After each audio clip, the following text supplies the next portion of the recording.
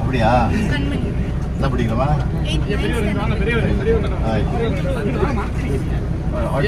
நல்லா இருக்கும் வாழ்த்து வாழ்த்து நீ வரைஞ்சியா கிளாஸ் போறியா நீ அப்படியா போன தடவை ராலிமலையில நீங்க பிரச்சாரம் பண்ணும்போது ஃபர்ஸ்ட் பாப்பா உங்களுக்கு பக்கே கொடுத்தாங்க அப்படியா வாழ்த்து அதனால உங்களை எப்படியாவது சந்திச்சு உங்களை பார்க்கணும் அப்படியா செம்மொழி செம்மொழியா வெரி குட் அதான் என்ன படிக்கிற